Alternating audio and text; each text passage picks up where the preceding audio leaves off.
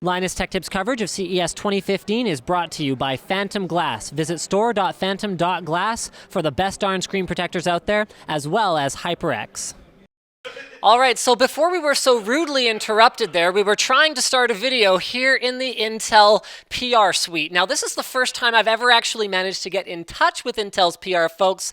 An error that both sides were sort of quick to hug it out over and make up, and we're going to work together moving forward in the future. But the whole point of what they're showing here is the importance of benchmarks, and not just benchmarks, but benchmarks that can be validated and that can be trusted. So there's three basic types of benchmarks in the world. There's going to be your consortium benchmarks, where there's a group of large companies that all work together to keep each other in check and make sure that everything is fair and balanced in the results. There's going to be your open source benchmarks that are going to have communities behind them that are going to, sometimes maybe you got to pay $20, like the one that's over to my right there, in order to have a peek at the source code, make sure there's no tomfoolery. We'll talk about that one in a minute. Then there's your closed benchmarks, which often you'll have to pay an exorbitant fee in order to get access to the source code and poke at it. So really there's no community moderation. So the point of all this was they're showing off TabletMark. Why do they care about TabletMark? Well, TabletMark's from Bapco, and the reason they care about it is because for the first time in a while, Intel has what they feel is a clear and solid lead in the tablet. Excuse me, sorry, did I say tablet? I meant PC space. PCs that are extremely thin, have screens on one side, backings on the other, not a ton of I/O. Okay, I'm just going to call them tablets. I'm sorry, guys. So they have a position in the tablet space that puts them in a very, very strong position moving forward. So here they're showing off some pretty crazy stuff. This right here is a Core M5Y70. This is a Broadwell-based chip that turbos up to 2.6 gigahertz. So the kinds of use cases that they want to show off with TabletMark are going to be your typical tablet things. So adding filters to a photo, web browsing, video playback, stuff like that. And this one in particular is a consortium benchmark. So there's a large group of companies, very large companies, that are trying to make it so that, well, it's important for them to validate on their side, but also so that consumers know what to look for when they're shopping for a tablet.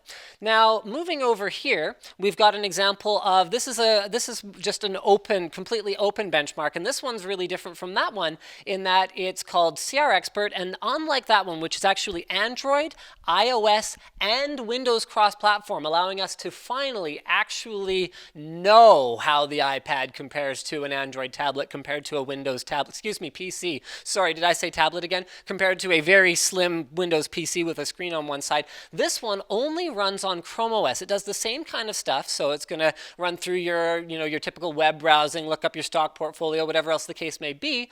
But the reason this one came about was because we didn't really have a way of knowing, aside from, I don't know, like click refresh with like a stopwatch and see if you can figure out like how fast the page loaded. We didn't really have a way to quantify, well, who makes the best Chromebook? And here they've got some solutions from, Intel and brand N or brand A. Actually, they put labels right on it. I guess it's because this is a press suite and not necessarily meant to have people running around in here videoing, but the idea was to quantify, well, which Chromebook actually is the best and gives you the best battery life after all. And it's not an Intel benchmark. This is an open benchmark. So the point of working with these guys is it's going to enable new types of projects that we couldn't necessarily tackle in the past. So you guys have loved seeing stuff like our whole room liquid cooling thing. Well, we've had a lot of people ask us for stuff like, hey, it's back to school, I got to buy a notebook. How do I determine which one's the best one? Well, with some assistance on streamlining the process, we want to hear from you guys what type of content you want to see from us in terms of stuff that's more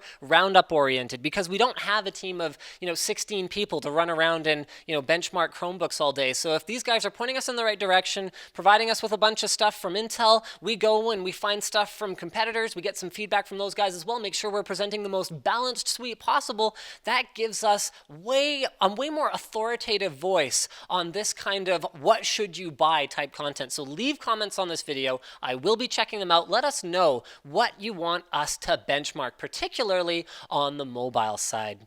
So guys, thanks for watching this video in the Intel PR suite that I've never been present for before. They have so much cool stuff here. Guys, don't forget to subscribe to Linus Tech Tips so you don't miss any of our CES coverage. Also, check out our sponsors. So a huge thanks to Phantom Glass. You can visit them over at store.phantom.glass. They make the best darn screen protectors that we've ever seen for mobile devices. They're Gorilla Glass, so they're perfectly clear. They're Gorilla Glass, so they're scratch resistant, and they have a nano coating on the bottom that makes it virtually impossible to apply them with bubbles underneath them. So thanks to those guys for sending us here, and also a shout out to HyperX. Those guys have great content over on their YouTube channel. It's youtube.com/HyperX. Lots of gaming oriented stuff, and they are a huge part of the reason we're able to be here as well. Thanks again for watching, and I'll see you at the next video where we'll be showing off Skull Trail. Wait, that's from 2008. Hold on. Where's he going with this? Watch on to find out.